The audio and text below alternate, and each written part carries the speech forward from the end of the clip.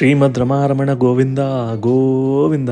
ಶ್ರಾವಣ ಮಾಸದಲ್ಲಿ ಶನಿವಾರದಂದು ಪಾರಂಪರಿಕ ದಾಸಪ್ಪ ಸಂಪ್ರದಾಯನ ಆಚರಿಸೋದು ಹಿಂದೂ ಸಂಸ್ಕೃತಿಯ ಭಾಗ ಆಗಿದೆ. ಕರ್ನಾಟಕದಲ್ಲಿ ಬೇರೆ ಬೇರೆ ಕಡೆ ಬೇರೆ ಬೇರೆ ಥರ ಶ್ರಾವಣ ಶನಿವಾರನ ಆಚರಿಸ್ತಾರೆ. ಕೆಲವೆಡೆ ಶಿವನನ್ನು ಪೂಜೆ ಮಾಡಿದ್ರೆ, ಕೆಲವೆಡೆ ಲಕ್ಷ್ಮೀ ವೆಂಕಟೇಶ್ವರ ಮತ್ತು ಕೆಲವೆಡೆ ಶನಿದೇವನನ್ನು ಪೂಜೆ ಮಾಡ್ತಾರೆ. ದಕ್ಷಿಣ ಕರ್ನಾಟಕದ ಕೆಲವೆಡೆ ಈ ವಿಶೇಷ ದಿನದಂದು ದಾಸಪ್ಪನನ್ನು ಮನೆಗೆ ಕರೆಸಿ ಪೂಜೆ ಮಾಡಿಸೋದು ವಿಶೇಷ. ದಾಸಪ್ಪ ಕುಲದವರು ಶ್ರೀನಿವಾಸನ ಒಕ್ಕಲು.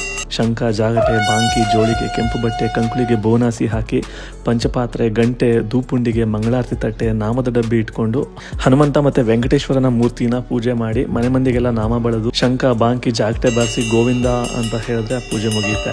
ಇದೇ ಸಂದರ್ಭದಲ್ಲಿ ಕೆಲವೆಡೆ ಪಡಿ ಬೇಡೋದು ಕೂಡ ಇದೆ. ಅಂದರೆ ಮಕ್ಕಳು ಮನೆ ಮನೆಗೆ ತೆರಳಿ ಭಿಕ್ಷೆ ಬೇಡೋದು, ವಿಷ್ಣು ಕುಬೇರನ ಬಳಿ ಬೇಡಿರೋ ಹಾಗೆ, ಮನೆಯಲ್ಲಿ ಪಾಯಸ, ಒತ್ತು ಶಾವಿಗೆ ಮುಂತಾದ ಭೋಜನ. ಈ ಆಚರಣೆ ನಿಮ್ಮಲ್ಲೂ ಇದೆಯಾ?